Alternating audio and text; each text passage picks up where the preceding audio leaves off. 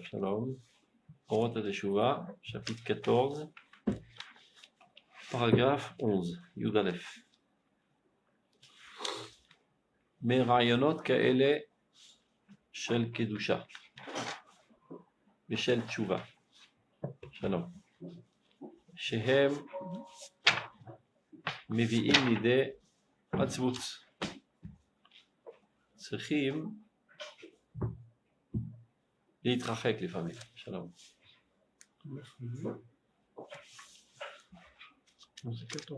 כי יסוד השמחה הקשורה בעומק הקודש הוא גדול מכל תוכן של קדושה ושל תשובה אחרת. על כן, כאשר באות לו מחשבות של יראה ושל תשובה בדרך עיצבון, יסיח דעתו מהם עד שתתכונן מחשבתו, ויקבל עליו כל התוכן של קדושה ושל יראת שמיים בדרך חדווה ושמחה הראויה לאיש לב, עובדי השם באמת. chapitre 14, paragraphe 11. Rayonot Kedesh et Doucha. Parfois, il y a des pensées de sainteté et de repentance qui apparaissent en nous, mais qui suscitent en nous une certaine tristesse. Il faut s'en éloigner. Car le fondement de la joie, qui est lié de manière intrinsèque avec la sainteté, est plus grand que tout fondement de sainteté et de tchouva autre. On ne peut pas concevoir une approche de Dieu qui nous mènerait à la tristesse. Dieu est la source de toute vie, et donc de manière la plus logique, si on se rapproche à la vie, on s'emplit de vie, ça nous procure plus de satisfaction et de joie. Et donc si tes pensées de Teshuvah viennent enveloppées de sentiments de tristesse, il faut savoir s'en écarter. C'est bon. Alken. Kacher baot lo marchavot shel ira. Donc lorsque te proviennent des pensées de crainte de Dieu et de repentance, mais sous forme de tristesse, eh ben, il ne faut pas en faire cas. Donc il dit Yasir Dato, c'est une stratégie de combat contre les pensées interdites. Il y a des gens qui ne savent pas comment faire contre les pensées interdites. Alors ils pensent constamment qu'il ne faut pas y penser. Quel genre de pensée? Marchavot Arayot, par exemple. Ah oui. Arayot. Alors il se force. Il dit je ne dois pas y penser, je ne dois pas y penser, je dois y pas penser, mais en fait il y pense tout le temps parce qu'il se dit tout le temps qu'il ne doit pas penser à cela. Ce n'est pas une bonne stratégie pour s'en écarter. Rabbi Yosef Karo qui étudie avec un ange de manière constante, donc il lui a donné l'astuce. Il a dit quand te viennent des pensées interdites, il y a toutes sortes de pensées interdites. Par exemple, quand tu es aux toilettes et tout d'un coup il y a une pensée de Torah. Il ne faut pas qu'il y pense, il ne faut pas qu'il y pense, mais il faut qu'il y pense. Ben, pense à autre chose. Il y a toujours des calculs à faire, je ne sais pas, voir ton compte en banque, et tout. Ouais, c'est le moment d'y penser. À partir du moment où tu fais pénétrer dans ta mémoire une autre donnée, automatiquement, la donnée qui était prise dans la mémoire, hop, est évacuée. Comme dans l'ordinateur. Il y a une place pour la donnée dans cette mémoire. Tu rentres une donnée, hop, elle s'en va. Donc là aussi, c'est pareil. Yassir d'atomehem.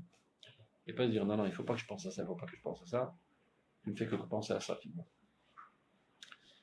Donc pense à autre chose. Tu te dissipes autre chose. Tu penses à tes achats, au football que tu dois faire demain, etc. Ne fais pas cas de cette pensée de Teshuvah si elle vient enveloppée de tristesse. Jusqu'à que tu reprennes tes esprits. Alors,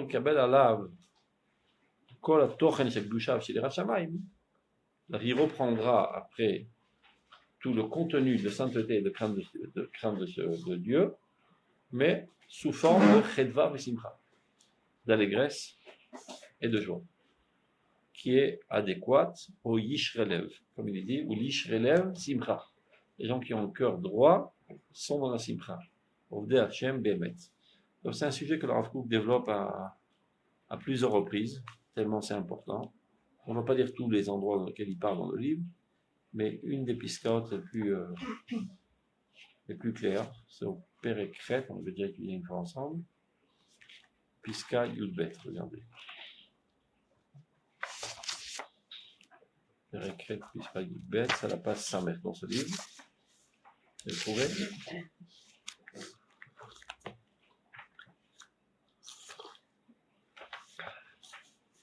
C'est bon? Vous l'avez trouvé? Meot Srichim Nizayim Enadzut. Faire très attention de ne pas sombrer dans la tristesse. Et là, entre parenthèses, pas à tel point d'empêcher totalement la lumière de la teshuva de pénétrer notre âme. Fermons la parenthèse. Shiaz, car alors, si on ne fait pas attention de sombrer dans la tristesse,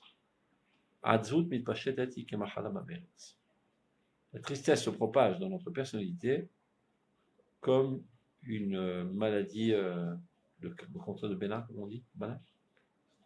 Ah oui, Une gangrène baleine. Comme un cancer qui se propage. Et alors, la tristesse comme ça commence à faire changer de couleur toute ta personnalité, de manière sombre. Mais kol ketzot tagouf nefesh, toutes les extrémités du corps et de l'âme. Et pourquoi ceci a lieu?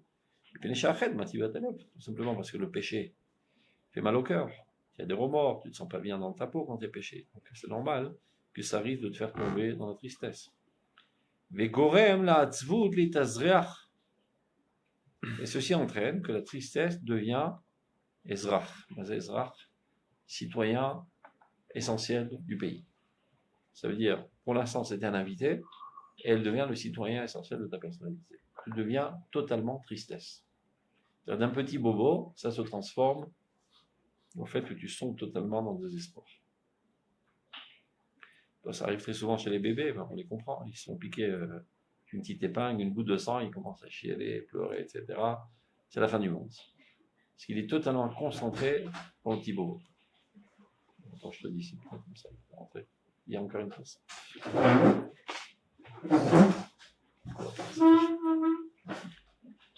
Donc, il faut faire la part des choses, de savoir que la douleur, shalom, elle est mécomite, locale. Voilà. Il faut la laisser localiser, la douleur, et ne pas la laisser se propager dans toute la personnalité. C'est-à-dire, pour être clair, douleur, c'est légitime, tristesse, c'est totalement illégitime. C'est clair la différence? Une douleur, ça fait mal au genou, c'est bon, j'ai compris. Je me suis égratigné le genou, il faut mettre un désinfectant et un pansement. Et l'histoire est terminée. Tristesse, je commence à sombrer dans la douleur du genou et toute ma personnalité devient une blessure du genou. Et j'ai oublié tous les aspects positifs qui renvoient. Et tout le bonheur qui m'entoure, et tout le bien-être qu'il y a. Et je me focalise dans la douleur, et je fonds dans la douleur, et je tombe dans le désespoir.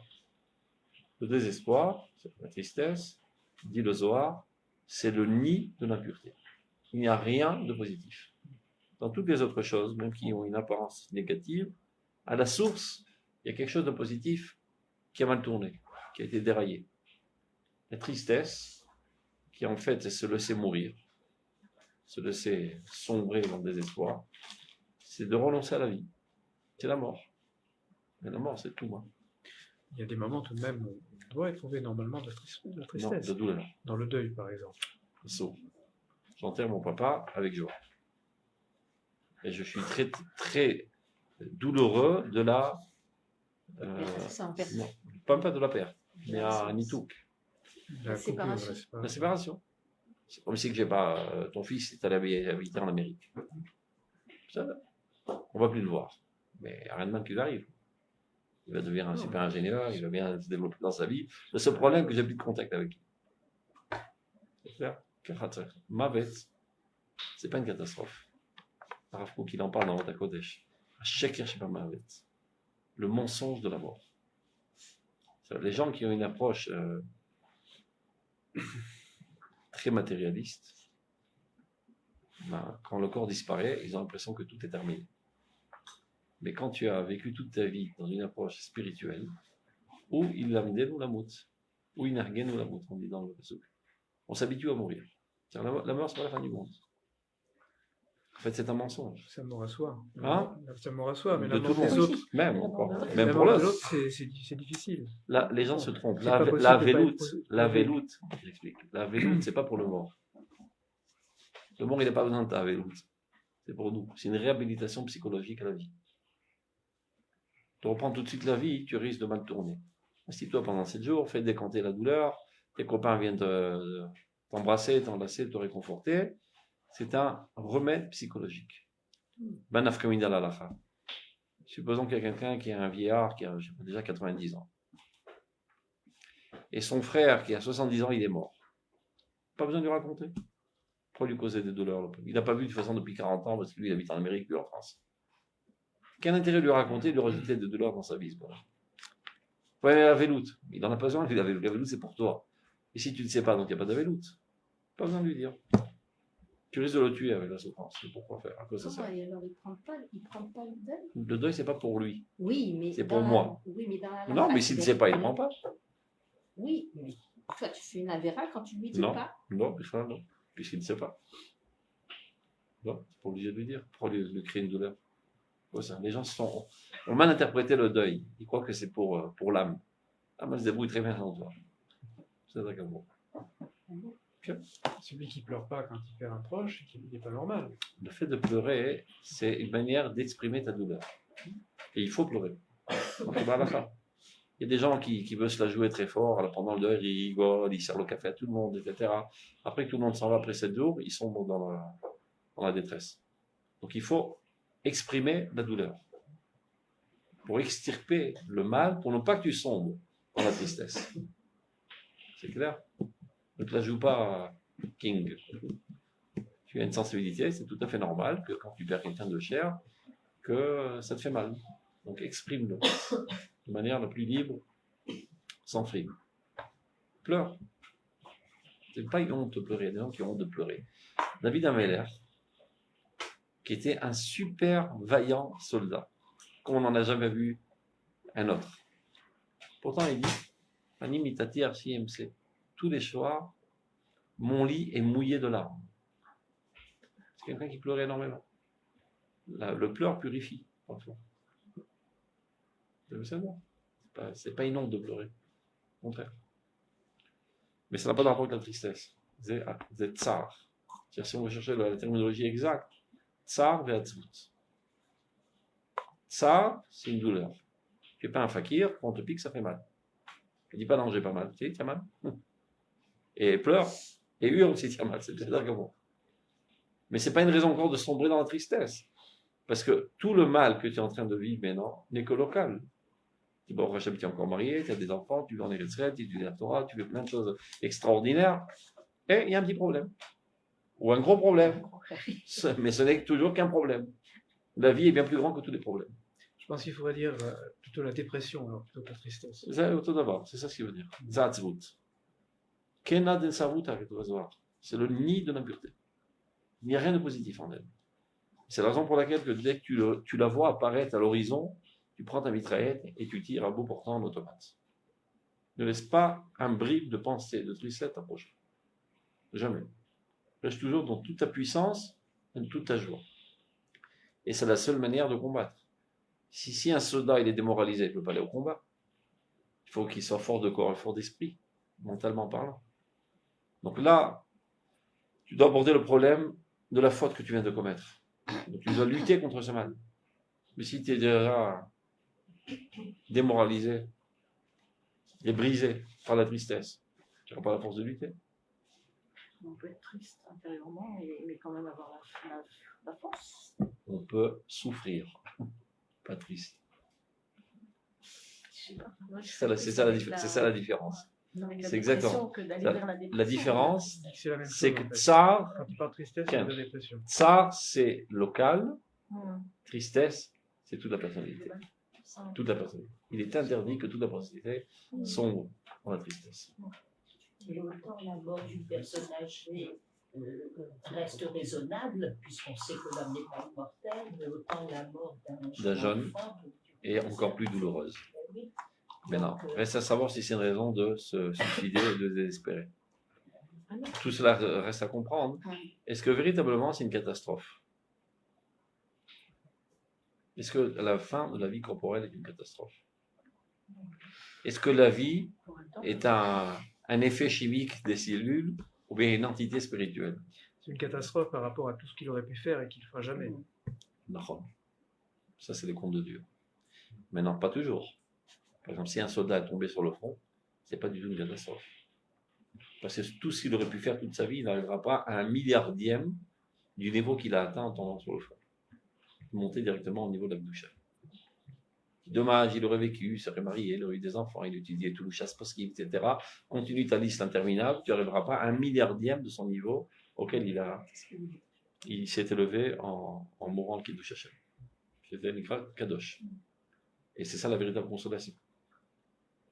De savoir que, bon, Hashem. Ça ne veut pas dire que je ne suis pas douloureux, j'aurais bien préféré qu'il soit à côté de moi, voir ses enfants grandir, etc. Ça me crée une certaine douleur. Mais je ne me sens pas dans la tristesse.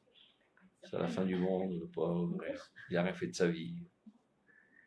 Il y a vraiment de quoi être triste si, par exemple, il va habiter en Amérique, il se marie avec une Goya. Ça, j'ai de quoi me suicider. Mais s'il est mort sur le front, pour la bonne cause, pour le peuple d'Israël, ça, j'ai de quoi être joyeux. S'il met lui-même fin à sa vie. Hein? S'il met lui-même fin à sa vie. Si? S'il met lui-même fin à Moi sa aussi, vie. par exemple. Il y a de quoi être triste. Douloureux. Jamais triste. C'est un événement idiot, bête. Il ne sert à rien. Donc c'est idiot. Ça fait mal. Tu comprends? Mais c'est par raison que moi, parce que lui il a fait une bêtise, que moi je sombre dans la mort. Au contraire, je dois combler ce manque en rajoutant de la vie. S'il y a quelqu'un qui meurt, ben, il y a une certaine énergie positive qui est disparue. Moi je la prends. C'est tout le rôle du Esped. Pourquoi on fait un Esped? On raconte les qualités du mort.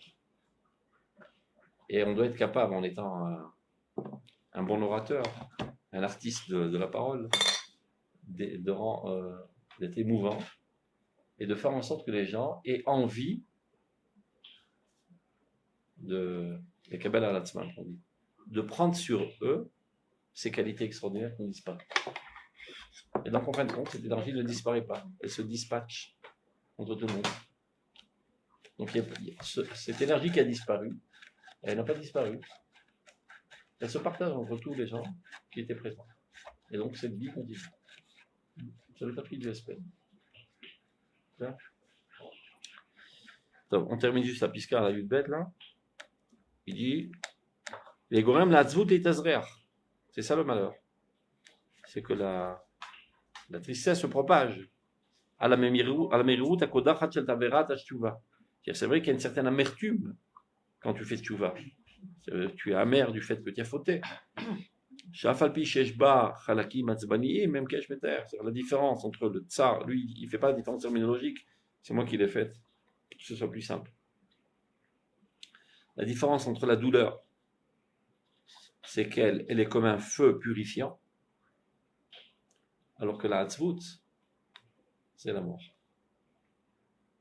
Ben, quand tu brûles avec du feu, l'iboun, ça cachérise. Donc la tchouva, c'est comme si tu prenais comment ça s'appelle, un truc de feu, comme ça, et tu te brûles les particules pas tellement réussies de ta personnalité.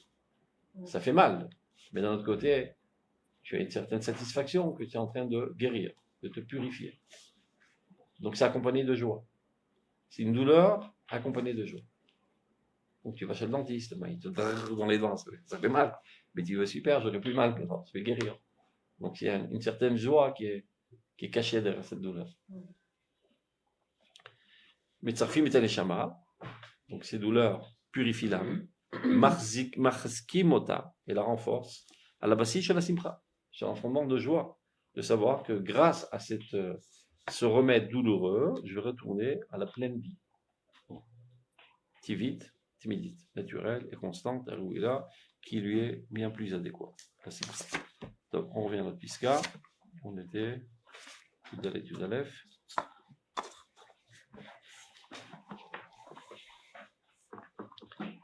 Maintenant, quand le Rabbi dit l'ifamim,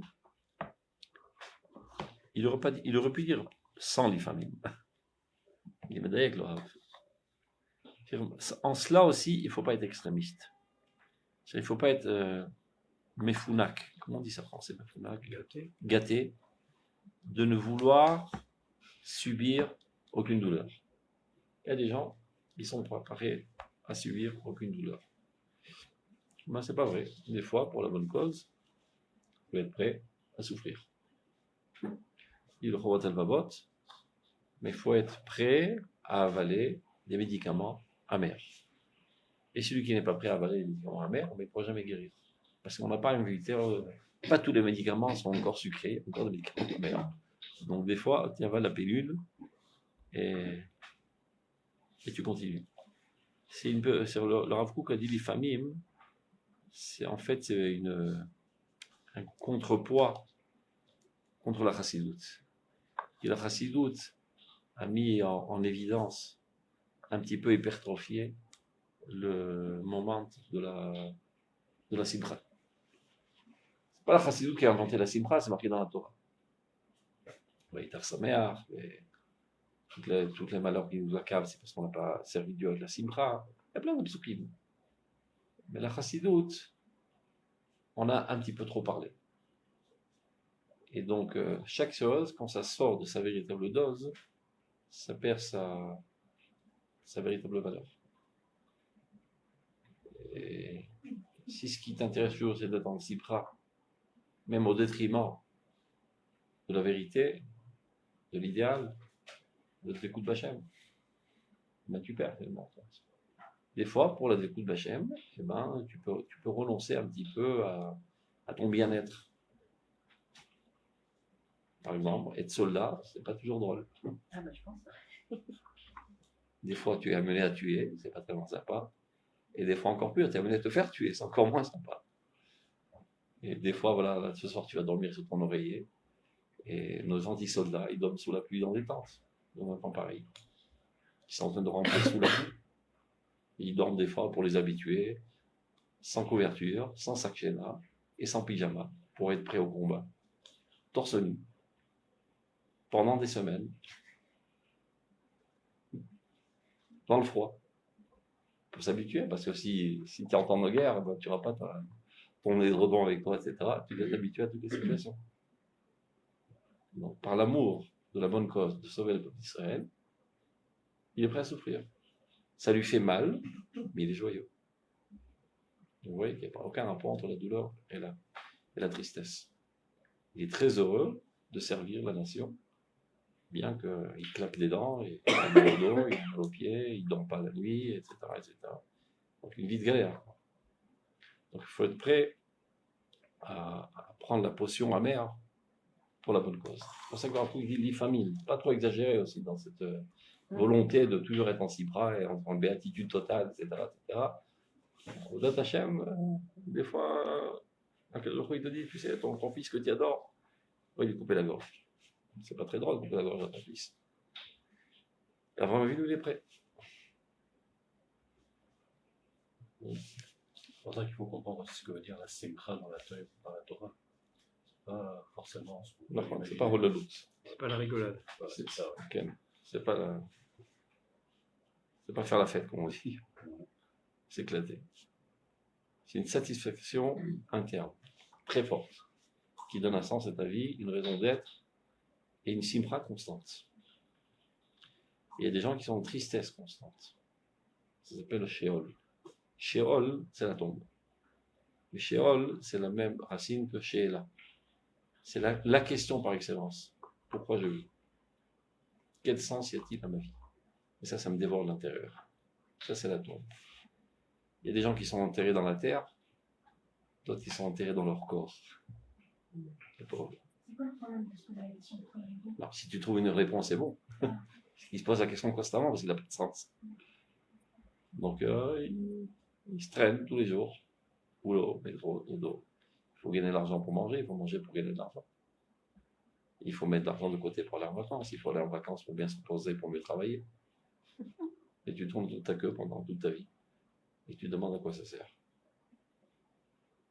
Et ça te dévore. Il y en a pour qui ça ne dévore pas parce qu'ils ne pensent même pas. Ce sont des animaux. Mais pour les êtres humains qui pensent, ça les dévore constamment. À quoi ça arrive toute cette vie? C'est totalement idiot, ça ne sert à rien. À quoi ça mène? La Sheol, c'est la tombe. Donc il y a des gens qui sont enterrés dans la matérialité. Et l'âme hurle de souffrance.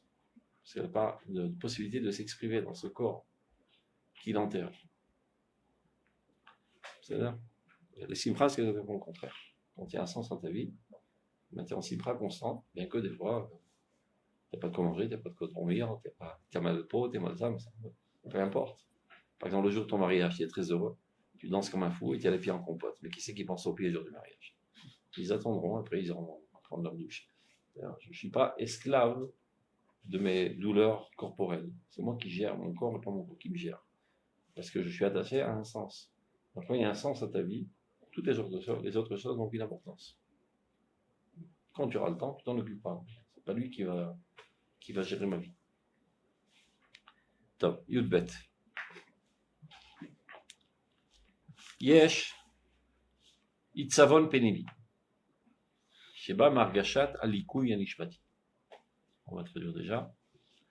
Il y a parfois une tristesse intérieure qui découle d'une sensation de l'ikouï, on dit quand la lune cache le soleil, d'une éclipse de l'âme. Qu'est-ce que ça veut dire? Mon âme, je ressens profondément que mon âme est éclipsée. Elle n'arrive pas à s'exprimer.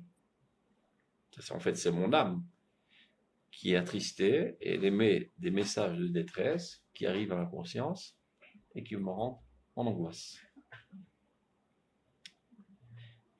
Beyichud, spécifiquement, Keshatruna Ma'asit Ilekuya, lorsque l'aspect de l'action dans ma personnalité n'est pas au point. Ça veut dire, je fais d'arvérote, je ne me comporte pas selon l'halakha, etc. Ben Argasha Shel Achayuta Ma'asit, mais faut être le cas. Et Bichlal, le sentiment de la responsabilité au niveau de l'action n'est pas tellement développé. C'est-à-dire, je ne m'applique pas à l'halakha, et à vrai dire, je m'en fous aussi de l'halakha. Ce n'est pas exactement ce qui m'intéresse. Alors, Margesh est un nefesh, yoter b'chesrona. Alors là, le niveau du nefesh, qui est le plus proche du corps, ressent plus fortement ce manque. Car l'aspect de l'action de notre personnalité est plus proche d'elle, du nefesh. Ma shenken, anashim shem krovim el achug ha'ma'asi, shelukuyotehem mitpashtot yoter b'olam haruchani rachok. Alors, il peut y avoir un autre cas de figure. C'est des gens qui sont très proches du monde actif, mais leur manque se trouve plutôt dans le monde spirituel. Et maintenant, ils me l'argish reschalam adkete itzavon. En général, ils ne sont pas à même de ressentir leur manque jusqu'à en arriver à une tristesse. Et de ce fait, ce genre de type ont tendance à être plus joyeux. De quoi s'agit-il? Je répète. Dans ce monde, comme on le sait, il y a deux genres de personnalités. Il y a des gens qui sont dans le monde de l'action et d'autres dans le monde de la pensée. Il y a quelqu'un que s'il ne met pas les mains dans un moteur 3 fois par jour, il pète tous les plombs. Il est obligé d'être marassi, actif au niveau manuel. Et un autre, s'il n'écrit pas 3 poèmes par jour, il pète tous les plombs. Il y a deux genres de personnalités dans ce monde. Aussi bien dans le monde du Chol que dans le monde du Kodesh. Dans le monde du Kodesh, c'est pareil. Il y a l'aspect technique du Kodesh et l'aspect spirituel du Kodesh. L'aspect technique du Kodesh, c'est l'halakha. Aussi bien dans l'étude de l'halakha que dans l'application de l'halakha. Ça, c'est la mécanicien auto. Et il y a la spiritualité de la Torah. les grands idéaux de la Torah, ce qui s'appelle l'intériorité de la Torah. Maintenant, il y a différentes personnalités. Il y a des gens qui ont un atout, disons, plus développé pour le monde de l'action, et d'autres pour le monde de la spiritualité. Donc, là, on parle pour l'instant des gens, une personnalité qui est plutôt technique. Alors, cette personnalité qui est technique, lorsqu'elle n'est pas tout à fait au point, au niveau de la technicité, c'est-à-dire au niveau de l'halakha, elle ressent tout de suite le manque, parce que c'est exactement son domaine, et dans ce domaine, elle ne réussit pas tellement, donc elle ressent tout de suite le manque. Et donc ça la amène une certaine tristesse. Mais si par contre son manque est dans le monde de la spiritualité, dans lequel elle n'a pas tellement une aptitude, elle n'en est même pas consciente. C'est-à-dire, il peut être top au niveau de l'étude et de l'application de l'halakha, et totalement dévasté au niveau de la compréhension des fondements de l'aïmouna, et d'être joyeux quand même, parce qu'il n'est même pas conscient de la catastrophe de sa personnalité, puisqu'il n'y comprend rien de toute manière, et il n'a pas une aptitude à ce monde-là. Donc il vaut, comme on dit, il vaut mieux être idiot et heureux qu'intelligent et triste. Heureux les pauvres d'esprit, comme on dit. Il n'est pas conscient de la catastrophe. Tout est pour le mettre dans le verre des mondes. Voilà, la machine marche très bien, bien qu'il n'y ait aucun sens à sa vie, mais c'est pas grave.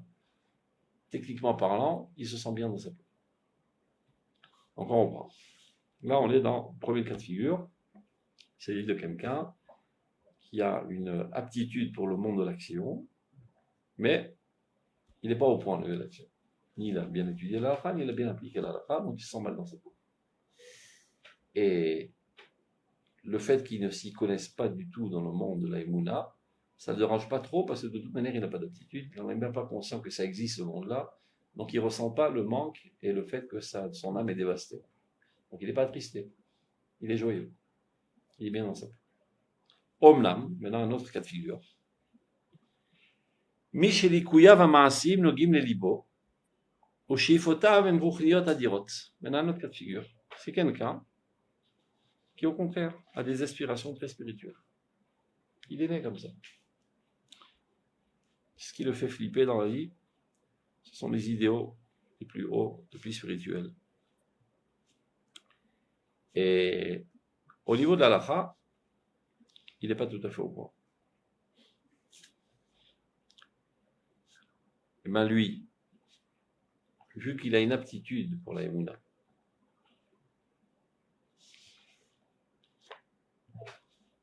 alors s'il a un manque au niveau de la Emouna, il le ressent très fortement et ça l'attriste. Mais par contre, s'il a un manque au niveau de la halakha, bien que ce soit une catastrophe, il ne le ressent pas tellement parce que ce n'est pas exactement son aptitude. Donc c'est le cas inverse. Donc il dit le Rav, évidemment, il doit se mettre à l'étude de la halakha. Mais, surtout, ne pas tomber dans le piège. De dire, puisque mon problème il est au niveau de la halakha, alors je vais m'adonner totalement qu'à l'étude et à l'application de la halakha. Il perdra l'essentiel de sa personnalité. Donc il dit le Rav, au contraire, renforcer davantage toutes ses aspirations spirituelles par une étude dans cette discipline, ou les charbedo là, mais par contre la servir au niveau de l'action. Ça veut dire, plus tu comprends les profondeurs des secrets de la Torah, donc plus ça te responsabilise, et plus tu comprends l'importance de l'application de la Torah.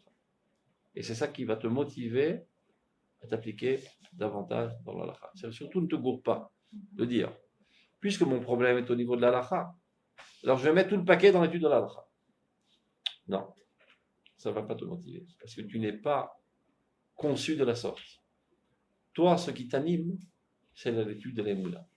étudie davantage les Mouna dans une optique d'application de l'halakha, et c'est ça qui va renforcer ton application de l'halakha. Clair? Iré l'agbir et achetef arouchani, ou le shabdo l'olam ha'maasi, bo'ofen sheyahir et ofek ha'maasi. De manière que ton étude spirituelle éclaire davantage ton horizon au niveau de l'action. Valider c'est que Torah ma'asit, et évidemment, il faut aussi se mettre à l'étude de l'halakha, mais pas seulement. Itpater, et c'est comme ça qu'il se développera. Ve'aya les maor shel tshuva et de là. Et ce bonhomme-là aura une lumière rayonnante de tshuva suprême.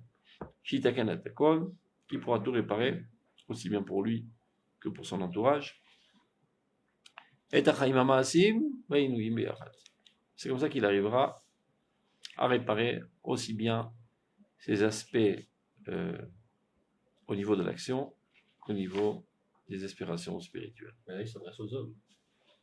Pourquoi? Il s'adresse aussi aux femmes. Quelle différence? Oh, tu fais des différences. Ouais, il y a une différence. Voilà. Tu vas te faire lapider, non? Ils sont en robe. Bah oui, justement, je pensais à ça.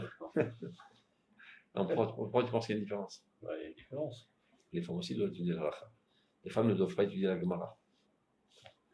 Mais pas la halakha. Mais dans certaines halakhot, pas tout Shulchan Aruch, pas tout. Presque à 100% pareil. Hein? Presque à 100% c'est pareil. Pas Ilchot Dayanut, parce qu'ils n'ont pas l'intention d'être juges. Et toutes les halakhot journalières. Il n'y a pas de grande différence. La seule chose qui interdit à une femme d'étudier, c'est la Gemara. Aujourd'hui, c'est à la mode. Ils ont fait une réunion de Sioum Chasse. Il y avait 3000 femmes qui ont terminé le chasse. C'est un féminisme religieux. Hein? Le problème, c'est que le Mivnei HaNefesh, on dit ça, le Mivnei HaNefesh, la manière dont est la constitution de l'âme de la femme est plus spirituelle et large. Et l'homme est plus minutieux et technique. Une femme qui rentre dans un beth midrash et qui voit deux bonhommes sur les l'un sur l'autre pour un demi-centime, il dit arrêtez de prendre la tête, donne-lui son demi-centime, il ne me casse pas les pieds. Il parle pendant 3 quarts d'heure. Quelle en est la conséquence financière? Si c'est lui qui doit payer le demi-centime ou lui passer les 2 centimes. Vous n'avez vraiment rien à foutre que de vous chamailler pour des idées aussi pareilles. Aimez-vous les uns les autres et donnez ton demi-centime, prends pas la tête. C'est-à-dire une femme qui étudie la Gemara, non seulement ça ne la renforce pas en Yirat Shamayim, ça porte atteinte à sa Yirat Shamayim. Je ne comprends pas qu'est-ce que c'est cette petite tête, cette petitesse. Parce qu'elle est conçue de manière. Le Rav Souda, il disait par exemple, si vous vous rendez compte, même en hébreu, quand tu parles de charge générale, ça se dit au Nekeva. Ma'achadashot. Gdolot et Netzurot. Quand tu parlais d'événements grandioses, général, global, c'est toujours au féminin. Quand tu parles d'événements très minutieux et spécifiques, c'est au masculin. C'est tout par hasard. On ne comprendra jamais la logique. Pourquoi il y a des mots qui sont masculins, d'autres au féminin. En anglais, c'est plus simple, tout est neutre. On dit une table et un marteau, et pas une marteau et un table. On a pris l'habitude. Ça n'a aucun sens dans les autres langues. Mais la Shon HaKodesh, ça a un sens. Le Zachar, le Nekeva. Il y a une âme Zachar, une âme Nekeva. Donc il y a certains mots qui expriment le fait d'être noten, et d'autres d'être Mekaven. Bien d'être Medayek ou d'être Machlil. Donc les grands idéaux de la Torah, ça lui parle. De rentrer dans le plus petit détail, le plus minutieux, ça lui parle. Mais d'un autre côté, ce qui est étonnant, c'est que très souvent les femmes sont beaucoup plus méticuleuses que les hommes dans le nettoyage, mettre de l'ordre à la maison, etc. C'est un autre aspect aussi. Ça, c'est au niveau de l'action. Au niveau de la pensée, c'est plutôt une pensée globale. Donc, Limud Emuna, Limud Tanakh, Halakha Malasot Malolasot, mais pas essayer de rentrer dans toutes les considérations qui ont emmené finalement à trancher la halakha de cette manière et pas de notre manière, en faisant toutes sortes de diukim, qu'on a des diukim, 17 livres qui me concernent. Déduction. Des déductions très minutieuses sur une demi-lettre qui a demandé à trancher de cette manière, prise de tête. Ça, c'est vrai. Il y a des femmes qui sont hommes, il y a des hommes qui sont femmes, on parle de manière générale. Ouais, c'est vrai. Ça existe, bien sûr. Tu vois bien qu'il y a des femmes qui sont mateuses et des hommes qui sont poètes. Ça existe aussi. On parle toujours de manière générale, et il y a l'exception qui confirme la règle. Il y a eu à travers l'histoire des femmes qui étaient des Talmidei Chachamim. La femme de Rabbi Meir, Brouria. Elle était Rosh Yeshiva. Donc elle enseignait derrière un rideau, évidemment. On dit que c'est interdit. Hein? On dit que c'est interdit. C'est interdit parce que ça casse la personnalité. Mais sa personnalité, elle est née autrement. Donc ça sort de l'ordinaire. Toujours là, la fin, elle est pour le clan. Des fois, ça sort de l'ordinaire. Il faut voir toujours de quoi ça provient. Par un amour de Dieu véritable, ou bien pour montrer qu'on n'est pas moins que les hommes. C'est comme ça qu'on détruit les femmes. C'est tout le mouvement féministe. Il vient au détriment des femmes. À la base, c'est positif. Parce que puisque les femmes ont été opprimées pendant des millénaires, le temps est arrivé qu'ils revendiquent leur égalité de droit, etc. Égalité de droit, c'est-à-dire de pouvoir s'exprimer de manière naturelle. D'accord ? Qu'est-ce qu'ils ont fait ? On va montrer que nous aussi, on peut être comme des hommes. Donc, tu as perdu ta spécificité féminine et tu es tombé dans le panneau. Et tu as perdu ta sensibilité. Tu peux être moins mère que si tu étais plus féminine, etc. Alors, moi aussi, je peux être soldate, etc. Donc, tu te zigouilles ton corps et ton esprit et ta sensibilité, etc. Et voilà, je suis aussi un homme. Donc, tu es tombé dans le panneau. Tu n'es pas arrivé à l'expression de ta spécificité. Tu t'es copié et calqué sur l'homme. Alors, ça, c'est de manière globale. Il se peut qu'il y ait une fille qui est née avec plus. Parce qu'on est tous.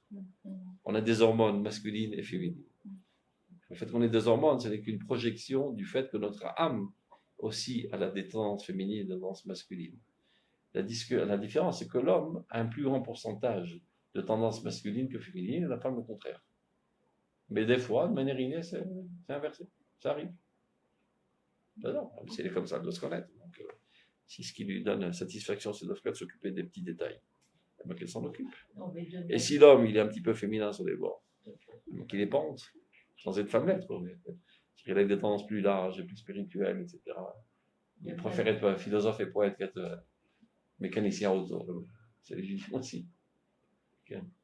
Je voulais dire qu'il y a une différence entre une interdiction totale de faire quelque chose et une interdiction en quelque sorte d'aller très profondément dans le texte ou éventuellement de lire quelques petits passages. Non, on fait pas ça, aucun problème. C'est de s'adonner totalement. Voilà, et même l'interdiction, c'est pas une interdiction.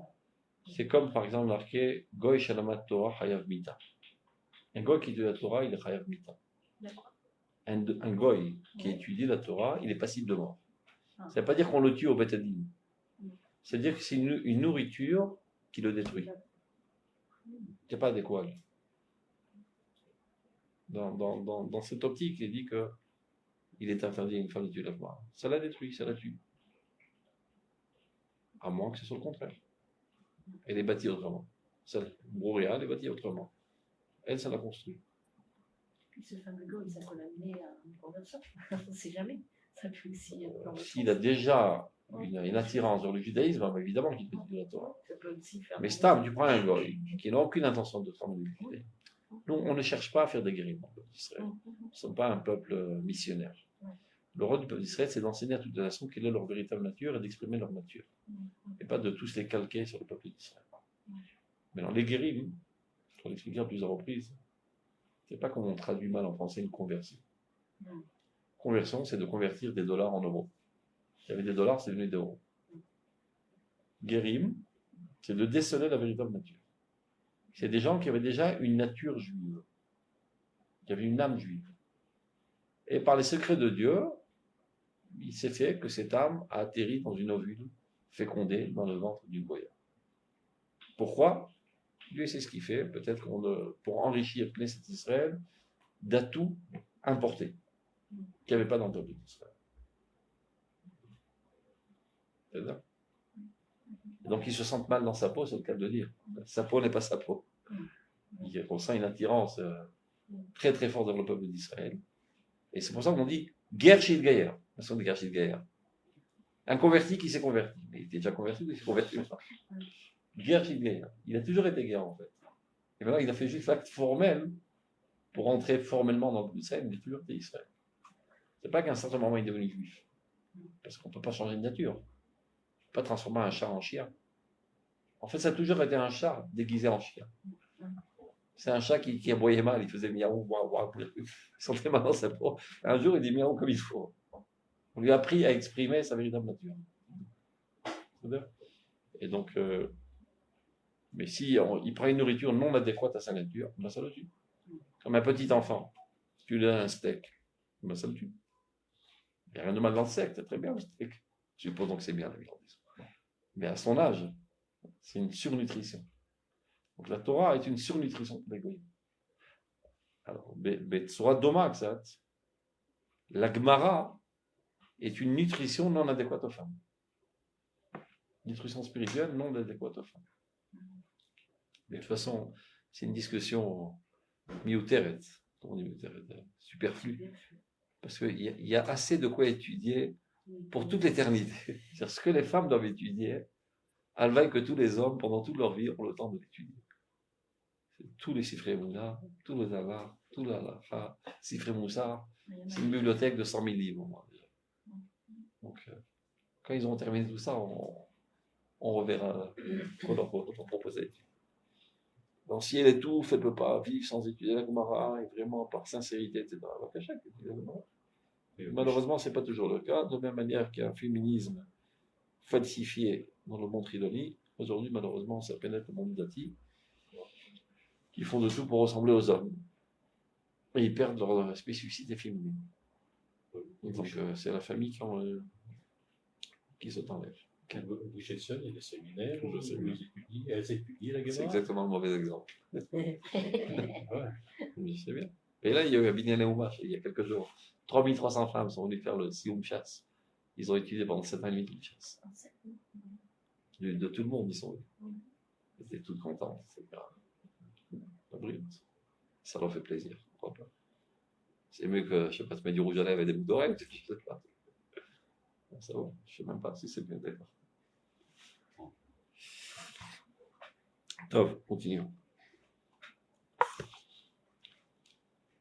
On en est fait.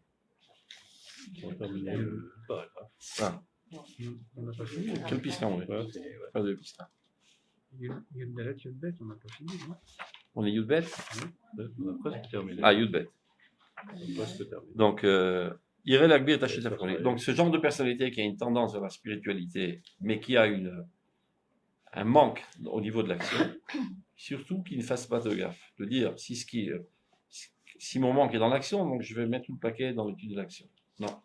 Renforce l'étude de la spiritualité dans une optique de concrétisation au niveau de l'action, et c'est comme ça qu'il sera une grande lumière. Yud Gimel. Af al pegamim, שיסודם הוא חלישות הגוף. צריכים לשוב בתשובה. עליהם, על כל תולדותיהם. Parfois, nos défauts découlent d'une faiblesse corporelle. Et de fait, on faute. Quelqu'un qui manque de fer, qui a tendance à s'endormir tout le temps. Il ne se lève pas la fila, il s'endort dans son étude, pas tellement vigilant. De fait, il faute. Tu lui dis, ouais, mais je ne suis pas coupable, il manque de fer. D'accord ? Tu n'es pas totalement coupable, mais de fait, tu as fauté. Donc il faut faire tchouva. Afal pegamim jesodam ou chalishut agouf. Tzrichim lashov tchouva. Autant pour les fautes que pour les conséquences de la faute. Mikol makom, cependant, tzrichim litrazak meod. Shelo litpachet de terminer. Il ne faut pas trop avoir la trouille.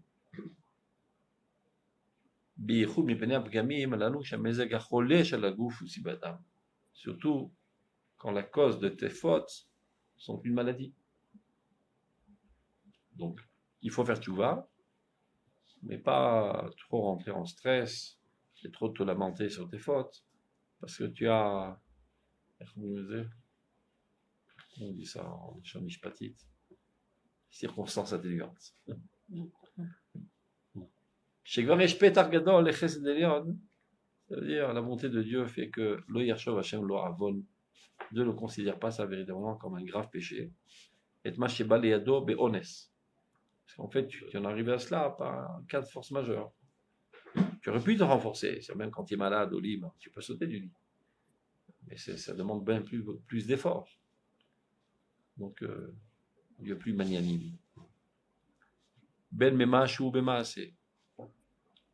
Ben Beshevatase. Que ce soit une faute que tu as commis ou bien un manque d'action. Une faute que tu as commis, je sais pas, tu es très douloureux, très souffrant, donc tu es moins sensible, et tu es nerveux, et tu blesses les gens, etc.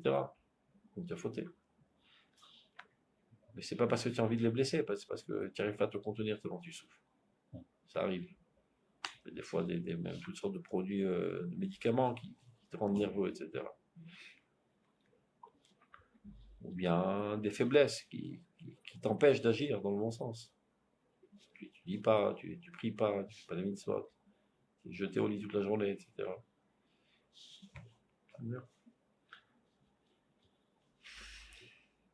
Ou keshem chez Tova imardut belibo shel adam, כך נחוצה היא התאמצות הלבבית כדי להיות נכון לעבודת השם בתוכה ובעבודה תמה בדעת צלולה עד כמה שהיה לגעת. Même dans ces situations, de la même manière qu'un remords dans le corps de l'âme est très apprécié aux yeux de Dieu comme un korban est marqué, c'est-à-dire avoir des remords, c'est ça qui te nettoie de la faute. Et ben, même dans cette situation maladive ou de faiblesse, et ben, tu dois t'efforcer, tant que tu peux, à servir Dieu. Il y avait des gens, c'est que quand le Rav Kook, il était sur son lit de mort, il est mort du cancer, le Rav Kook. Donc il souffrait les martyrs les dernières minutes. Il demande à son médecin, combien d'heures il me reste à vivre? Il lui dit, je sais pas, quelques-uns. Ah, c'est bon. J'ai le temps de terminer notre chasse. Il est en train de répéter. Et donc, son seul souci, c'est de savoir s'il aura le temps de le terminer une dernière fois ou pas. Même dans ces situations critiques. C'est pas parce que tu es à bout de force qu'il faut arrêter de la route de ta chambre. Bien. טוב. י"ג אחד. לפעמים מתאמצים לתקן המעשים ואין מגיעים. וסיבת הדבר הוא שהחסרון מונח באיזו חולשה גופנית, או בחסרון ידיעה והתרגלות בענייני העולם והחיים, ואז הם גופי תורה. Parfois, on s'efforce de réparer nos actions et on ne réussit pas. En fait, la cause du fait qu'on ne réussit pas découle d'une faiblesse corporelle ou bien un manque de connaissance du monde. Alors de combler ces manques, c'est de la Torah. Par exemple, comme je disais tout à l'heure, tu essaies d'étudier et tu t'endors tout le temps. Alors tu as des remords, et des culpabilités, etc. Alors, je te conseille de traverser l'avenue et va à la patronine en face. Va voir, peut-être qu'il te manque du fer. Et d'aller à la pharmacie et de boire un cachet de fer, c'est bouffer Torah. Tu ne peux pas chercher toujours dans les stratosphères les plus hautes spirituelles les problèmes. Cherche d'abord ce qui est le plus proche de l'événement au niveau de Olamazé. Ou bien un manque de connaissances. Tu n'y arrives pas, même parce que tu t'y prends mal. Tu n'arrives pas à comprendre, par exemple, cette Tsugiya, parce qu'il s'avère que cette Tsugiya, elle est remplie de calculs mathématiques, et tu es nul en maths. Donc, va faire un petit cours de maths, et reviens. Eh bien, ces heures d'études de maths, c'est considéré comme la Torah. C'est un moyen pour accéder à la connaissance de la Torah. Donc, il y a une faiblesse corporelle, une non-connaissance, en plein de domaines. Tu n'arrives pas à appliquer des mitzvot. C'est vrai qu'il y a des gens, par exemple, qui n'arrivent pas à porter des enfants au monde. Alors, qu'est-ce qu'ils font? Ils vont chez les Mekouvalim, ils vont voir les tombes, ils mettent de l'huile sur les oreilles, de l'eau sur les yeux, toutes sortes de choses idiotes. J'ai un copain qui est rabbin à Ashdod. Et il est un petit peu fouinard sur les bords. Il n'est pas timide. Il voit un des gens de la communauté. Il a un gosse de 10 ans. Et rien après. Alors il vient me chuchoter dans l'oreille. Qu'est-ce qui vous arrive? Pourquoi il n'y a pas de gosse? Il dit, je sais pas, ma femme ne tombe pas enceinte. Ah bon? Et que c'était fait pour le problème? Ben, je suis allé chez le Rav Pinto, je suis allé chez le Rav ceci, le Rav ça, une liste interminable de rabbins, charlatan. Et j'ai mis de l'huile sur les oreilles, je suis allé sur le tombe du papa salé, sur le tombe de machin. Ça fait 10 ans qu'il veut le tour des tombes, le mec. Il n'est jamais allé voir le médecin. Et alors, il lui dit, et tu es allé à Coupe Libre en face? Oui. Alors il écarquille les yeux comme ça. Comment un rabbin donne des conseils aussi bizarres? Il va à la Coupe Libre. 3 mois après, il vient lui chuchoter dans l'oreille que sa femme est enceinte. C'était tout simple. D'ailleurs, il appelait au nom du rabbin son gosse. Mais il a perdu 10 ans de bêtises. Bon, d'aller à Coupe Libre, c'est fait Torah. Il y a un problème technique, il faut le résoudre. Et pas toujours chercher dans les sphères spirituelles.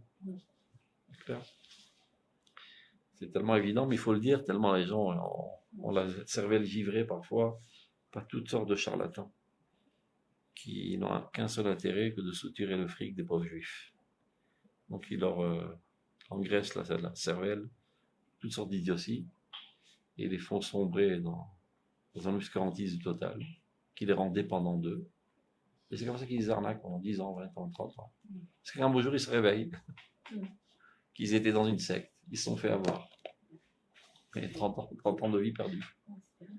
Donc chaque fois que vous entendez un de vos proches qui a un comportement un petit peu bizarre, commencez à fouiner sous l'influence de quel charlatan il se trouve. Et c'est pas ce qui manque dans le marché. Il y a des milliers et des milliers de charlatans qui se baladent ici et qui arnaquent les gens, qui les font sombrer dans toutes sortes de sectes, qui les rendent dépendants, qui les structurent leur fric, et des atradotes miniotes, on appelle ça. Harcèlement sexuel. Harcèlement sexuel, tout ce que vous voulez. Et après 10 ans, l'histoire explose. Donc il vaut mieux à la source tuer le bébé. Soyez vigilants et intéressez-vous à ce qui se passe dans votre alentour. Il y a des millions de personnes qui sont sous l'emprise de toutes sortes de charlatans. Croyez en faire bien. Ils appellent ça Emunat Rachamim. Bon, c'est Emunat Rachamim. Une foi aveugle envers les sages. Ouais, ce ne sont pas des sages, ce sont des singes. Alors, voyez.